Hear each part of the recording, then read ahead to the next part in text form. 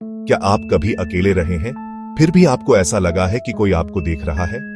गर्दन पर वो सिहरन, हवा में ठंडक, कभी कभी यह सिर्फ इमेजिनेशन से ज्यादा होता है। घनसाली में, उत्तराखंड के एक दूर दराज गांव में यह एहसास रोज की हकीकत है।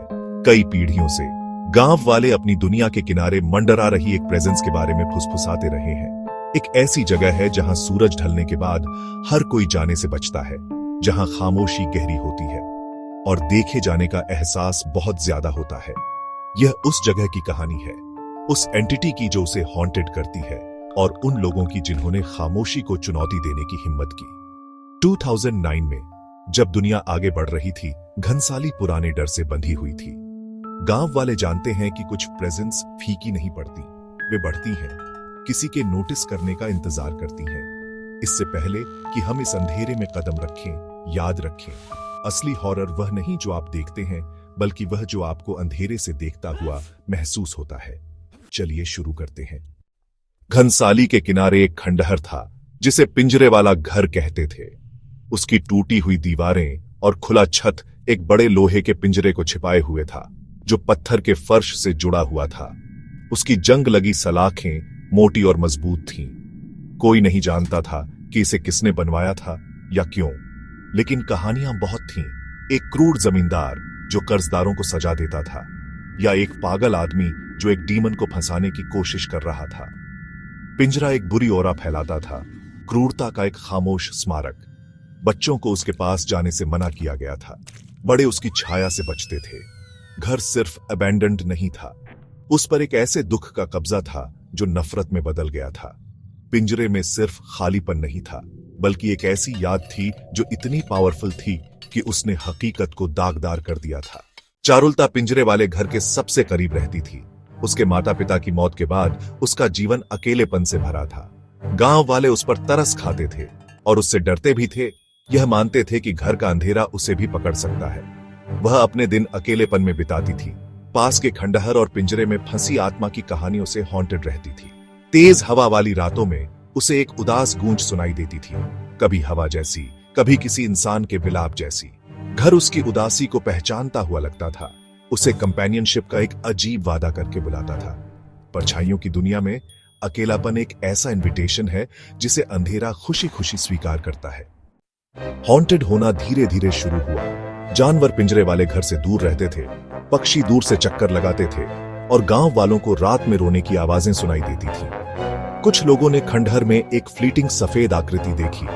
डर एक जीवित प्रेजेंस बन गया। चारुलता के लिए गूंज एक उदास लोरी में बदल गई। चीजें अपने आप चलने लगी और उसे रात में देखे जाने का एहसास होता था। सबसे डरावना संकेत, लड़कों ने अंदर झांकने की हिम्मत की और पिंजरे के पीछे पत्थर पर ताजा डेस्परेट खरोंच के निशान पाए। खरोंचें नई थीं, अंदर कुछ जाग रहा था, बाहर निकलने की कोशिश कर रहा था।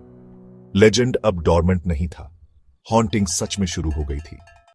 डर तब बढ़ गया जब चारुलता बिना किसी निशान के गायब हो गई। उसका दरवाजा खुला रह गया था, मेज पर चाय ठंडी थी, उसका घर अनडिस्टर्ब्ड लेकिन खाली था।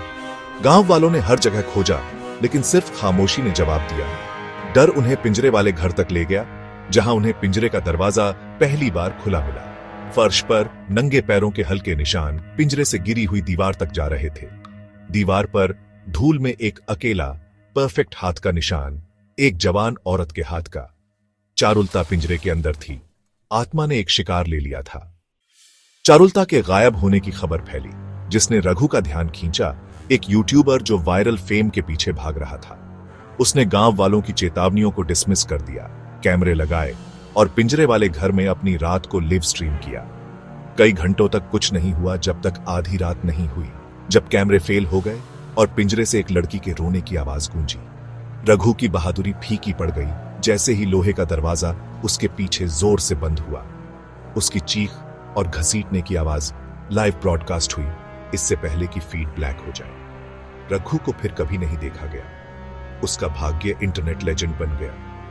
पिंजरे वाले घर का आतंक अब अनडिनायबल था। आत्मा की भूख बढ़ गई थी। 2 लोगों के गायब होने के बाद गांव वाले मदद के लिए एक रिक्लूसिव बाबा के पास गए। बाबा ने सच बताया। पिंजरे में अनाया थी, एक जमींदार की बेटी, जिसे उसके पिता ने एक गरीब लड़के से प्यार करने के लिए बंद कर दिया था। वह पिंजरे में मर गई। उसकी आत्मा गुस्से और अकेलेपन से बंधी हुई थी। अनाया का भूत नुकसान नहीं पहुंचाना चाहता था, बल्कि कंपेनियनशिप चाहता था। चारुलता जैसी अकेली आत्माओं को आकर्षित करता था। रघु के मजाक ने उसके बदले को उकसाया। पिंजरा दुख का एक कारागार था, न केवल अनाया के लिए, बल्कि किसी भी आत्मा के लिए जिसे वह फंसा लेता था। गांव वालों को एहसास हुआ कि आत्मा का दर्द उसके गुस्से जितना ही खतरनाक था। कुछ करना ही था। गांव वालों ने पिंजरे वाले घर को गिराने का फैसला किया, यह उम्मीद करते हुए कि शाप टूट जाएगा। उन्होंने दीवारें और छत गिरा दी। सिर्फ लोहे का पिंजरा बचा, जिसने हिलने या टूटने के सभी प्रयासों का विरोध किया। पिंजरा अकेला खड़ा था, इंडिस्ट्रक्टिबल। उसकी नींव जमीन में गहरी धंसी हुई थी। घर चला गया था, लेकिन जेल बनी हुई थी। डर बढ़ गया। पिंजरे की प्रेजेंस अब और ज्यादा मेनेसिंग थी, सभी के सामने एक्सपोज थी। गांव वालों का मानना था कि उन्होंने अनाया की आत्मा को और ज्यादा गुस्सा दिलाया था। पिंजरा एक परमानेंट डरावना स्मारक बन गया, आतंक का दिल बना रहा। अकेले पिंजरे की लेजेंड बनी हुई है। उसकी लोहे की सलाखें अब घनसाली में सभी डर का केंद्र हैं। अंधेरी रातों में कुछ लोग अंदर रोशनी देखने या हवा में रोने की आवाज सुनने का दावा करते हैं। थ्रिल सीकर्स आते हैं, लेकिन कोई भी अंधेरा होने के बाद नहीं रुकता। रघु का भाग्य एक चेतावनी है। पिंजरा सिर्फ लोहे से ज्यादा है। यह इटर्नल दुख का एक वेसल है, वेंचफुल अकेलेपन के लिए एक जेल है। कुछ हॉरर्स को गिराया नहीं जा सकता, उन्हें सिर्फ टाला जा सकता है। पिंजरा इंतजार करता है, एक खामोश प्रेडेटर। उसकी कहानी अधूरी है। अब जब आप जानते हैं, तो क्या आप उसके सामने खड़े होने की हिम्मत करेंगे?